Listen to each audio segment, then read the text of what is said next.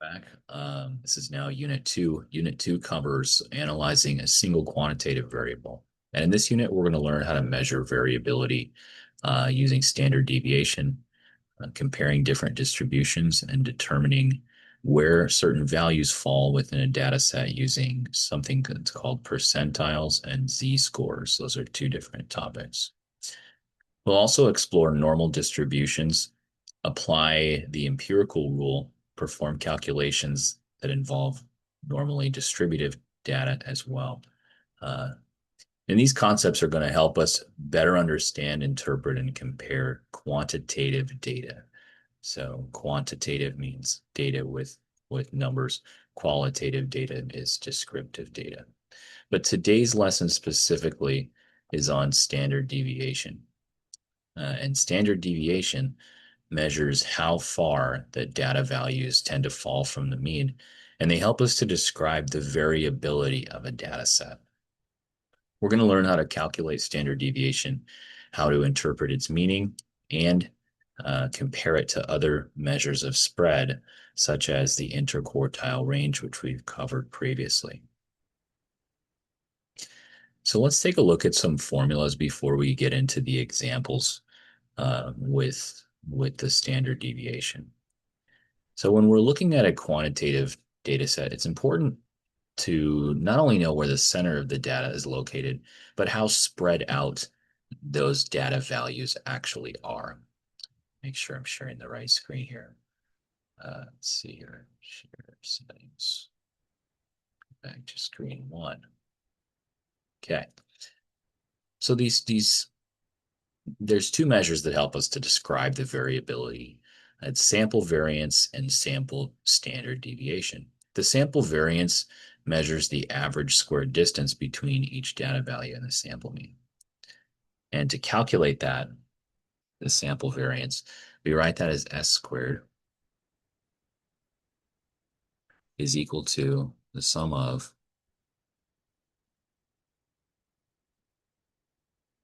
each individual data point minus the mean squared all over n minus 1. And that's the sample variance. Uh, and again, we write that as S squared. So the variance can be useful, but because the units are squared, it sometimes can make these interpretations difficult to understand. So for this reason, in statistics, we often use sample standard deviation instead. And the sample standard deviation is simply the square root on both sides. It's simply S. So we're going to take the square root of both sides here. Zoom in a little bit. And so now this just becomes the sample standard deviation is the sum of X, each individual data point, minus the mean squared over n minus 1. And so that's our sample standard deviation formula. Um, it's a lot easier to interpret than variance, and it's one of the most commonly used measures of variability in statistics. So this is called the sample standard deviation when we do the square root. And before we squared both sides, we had the sample variance. We're mostly going to focus on the standard deviation today, but we need the sample variance formula sometimes to calculate the standard deviation formula. Okay, now let's go to some examples here. This first example is asking us to look at an error in the standard deviation calculation that this person, Jerry, made, given all of this data here on 4 different employees. And we see it says S sub X. S sub X is the sample standard deviation for the variable X. That's all that means. So we're still dealing with the sample standard deviation for this problem. And let me rewrite the formula here. So we have S sub X, the sample standard deviation, is the square root of the sum of each individual data point minus the mean squared over n minus 1. Okay, so let's take a look at our given information here. So for our given information, we have that the average is equal to 6, and there are 4 total employees, or we can say there's 4 data points that we're looking at in our given data here. All right, so let's first make sure that Jerry has done the first step correctly. So when we write the sum of all of this stuff, what we're doing is we're adding together the first individual data point minus the mean. So we'll write like this. And it looks like he's done that, but let's just check. So the first point is 10. So we're going to write 10 minus our mean is 6. That was our given information. It says the mean was 6 minus 6, and we're going to square that. And now the sigma means the sum of all the data points. So we're going to say plus, and then the next data point is 2. 2 minus 6, square that, plus the next one is 4 minus 6, square that, and then the last one is 8 minus 6, square that. So we just use these 4 data points here for our x values for each of these on the numerator. Okay, now we're going to divide by n minus 1. N is 4 minus 1 is 3. And it looks like he put 5 there. So that looks like that's his error. So 4 minus 1, I'm just going to write 3 so we can see that there's a clear difference between our calculation and what Jerry did. So now we have the correct formula, but now we have to check to see which one of these answer choices that it is. It looks like he shouldn't take the square root at all. Well, he should. That's part of the sample standard deviation formula. He should only take the square root of the numerator. That's false. We do the square root of both the numerator and the denominator. So not A, not B. C, his denominator is incorrect. And yes, that's C, his denominator does not match. It should be 3. He got 5. It looks like he did the mean minus 1 for the denominator. So that's how he messed up on that problem there. Okay, let's take a look at, looks like we're going to do 2 more of these. And then we'll take a look at what standard deviation looks like in terms of variability in a data set. Here, Gabriella asked 5 of her hundreds of coworkers how much storage space that they were using on their computer. And she has some numbers from 5 different people of how many gigabytes they're using on their computer. And then the mean amount of gigabytes is 8 gigs. What is the standard deviation of this? So here we don't have any multiple choice, so we're just going to use our formula. So the sample standard deviation of x is equal to the sum of sigma, sum of x minus the mean squared over n minus 1. That's our formula there. And we're just going to plug all these numbers in. This formula gets a little tedious when we have a lot of numbers to work with, but here we're just dealing with 5. The last one we had 4 data points, so it's not too bad to calculate this for just a handful of data points. Our mean is 8, so 4 minus 8, square that, plus 8 minus 8, square that, plus 8 minus 8, square that, plus 9 minus 8 squared, quantity squared, plus 11 minus 8, quantity squared. Okay, and that's all over n minus 1 is going to be, there's 5 total, n is 5, so 5 minus 1. Okay, now we're going to simplify. We didn't do this earlier. We just were matching the formula, but now we're going to actually solve what the standard deviation is. So 4 minus 8 is negative 4 squared. And I put parentheses because when you're doing this on a calculator, if you don't put parentheses, sometimes your calculator will give you a negative answer. If we ever square a negative, that's negative times negative, and that should give us a positive.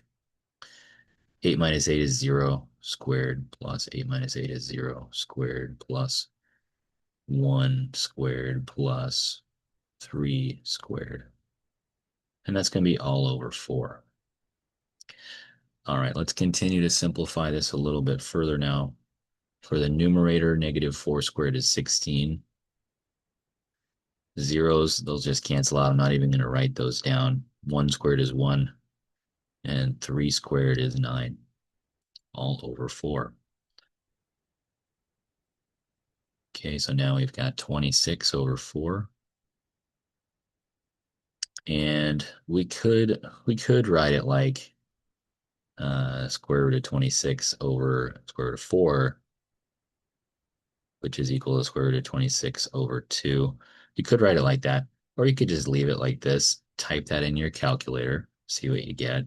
I did that the first way, but so you can do square root of 6.5, and that gives us an approximate answer of 2.5495. And we want to round to 2 decimal places. So looks like 2.54, and then the next number is 9, so that would make that 4 become a 5. So our final answer is going to be 2.55 gigabytes for our sample standard deviation of this data set. Okay, we're going to take a look at one more that has, looks like n equals 12 in this one, so it's a little bit more to calculate and to think about. And we were given these answer choices here, A through E. And you can see in the answer choices, it has like a dot, dot, dot. It just means it's assuming that we're following the same pattern in the data set. That's what these 3 dots represent. We're just assuming that it's following that same pattern, and then it's continuing to write the last value on here for our pattern for our standard deviation. So I'm going to write the formula one more time. It's the sum of x minus the mean squared over n minus 1. Okay, so let's just write the first 2 because they did the first 2 data points, and then it looks like they wrote the last data point, and they just didn't do the rest of the data that's in between because it's implied that they followed that same pattern. So let's just write the first 2 and see what we get for our standard deviation formula. So first data point 67, the mean is 70. I'm going to square that, add, and go to the next data point 67 minus 70, square that, add, and then we're just going to kind of fill in the blanks there with implied that we're following our pattern, and then 73 minus 70, square that. Now we're not actually finding a value. If it asked us to find the actual value of the standard deviation, then we would need to actually write all of these values out, but it's not. It's saying which of these formulas gives us the right standard deviation. So now we're going to do n minus 1 for our denominator. There's 12. N is 12. This is weighing a sample of 12 eggs and getting value in grams. So n is 12, so 12 minus 1 should be 11 for our denominator. I'm just going to write that 11 here like that. So just 12 minus 1, that's how we got the 11. Okay, now we're just looking to match up our answer choices. A looks like it's it, but let's check the other ones just to make sure and see if we find any differences. For B, I see a 70 in the denominator. Can't be B. For C, I see that they are not squaring. They're not squaring these values up here. I'm just going to write it's like they're not putting the squared there on the quantities of the difference of each individual data point minus the mean. And the same thing for D, and then they also have the wrong denominator for answer choice D. And then for E, they're not doing any square root. They're not squaring anything. Looks like they were just adding up the values and then dividing by 12. So that's not correct either. Okay, so answer choice A is our final answer for this. All right. So again, standard deviation measures how spread out a data set is from its mean. The more spread out that these data values are, the larger our standard deviation is. The more clustered together our data values are, the smaller the standard deviation. So let's take a look at some data sets now and start to understand what it looks like with data. And this is a dot plot. Um, there's three different dot plots that represent a different set of data. And we're supposed to order these data sets from largest to smallest. Right now, they're not ordered necessarily in the right order. So the largest standard deviation, I'm just going to write this once here. So the largest standard deviation, sample standard deviation, is has the most spread. I'm just going to say the most or the highest variability, or it's the most spread out from each other.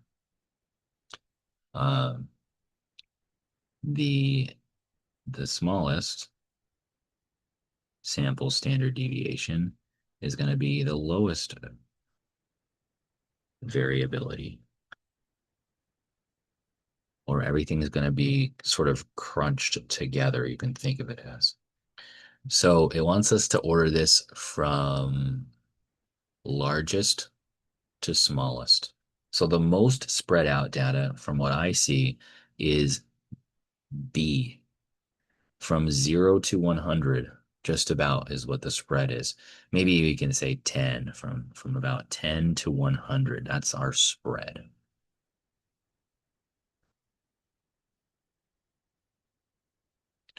Okay. For the second most spread out data, looks like A. From A, and I'm just estimating here, from A, it's maybe about 30 to 100. That's our spread for A. Okay. And then C's got to be the least standard deviation or the smallest standard deviation. Our spread is about, we can say maybe 70 or 80 to 100. That's our spread for C. So you can see that with C, these values are very close together. So we have a very low standard deviation or a smaller standard deviation. Okay, so that's largest, greatest spread to least amount of spread. Let's look at a couple more here. Um, Same thing. We want to order this from largest standard deviation to smallest standard deviation. So for this one, it looks like we have, looks like our spread for all three of these is from 0 to 20. So now we have to think about how many more values are in the center versus how many more values are on the very edge of our data set. So when we have more values clustered in the center, then our standard deviation is smaller. And we're able to make these comparisons very easily as well because we have the same amount of data points for A, B, and C. So if I'm looking at the most spread out data, largest standard deviation to smallest, I would say C has the largest standard deviation. So C is the largest standard deviation. And we can see that has the most spread. There's three of them at 0, 3 data points at 0. And we have 3 data points at 20. So there's a lot more of them on the outer edges or the minimum and the maximum of our data set than there are compared to B and A. Okay, we have just one in the center.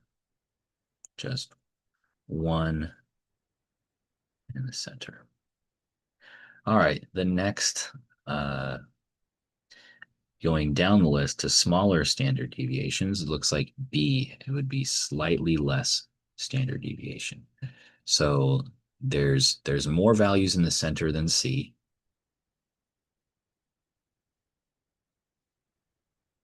And C.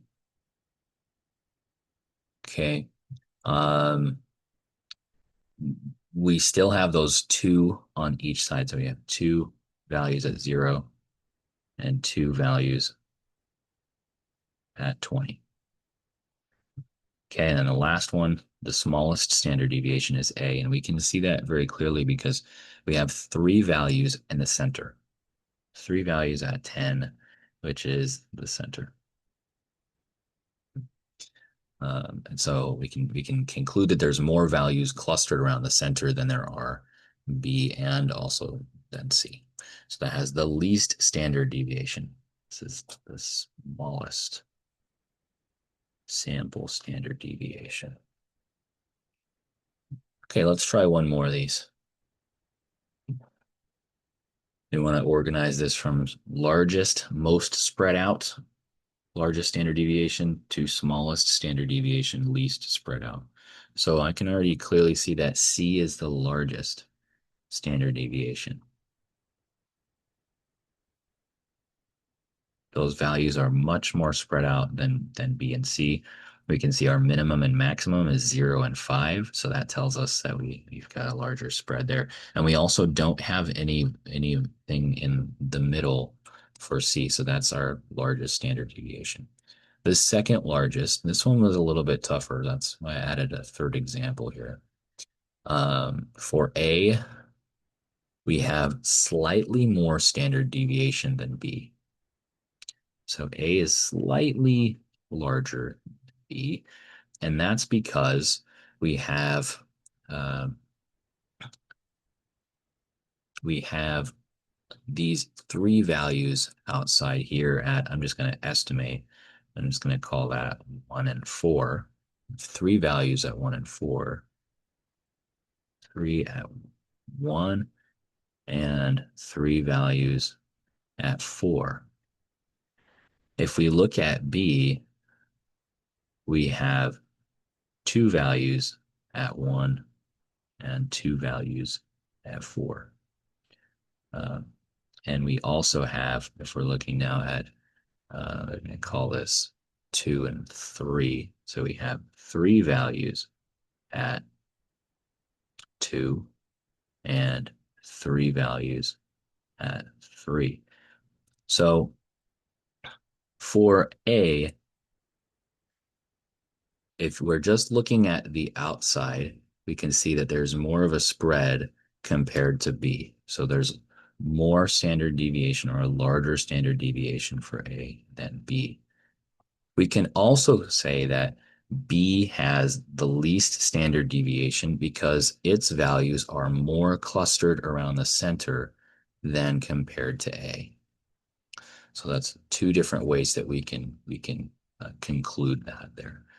And I just wrote the amount of data values here for A and B just to have some notes for you to write down if that helps you to write notes.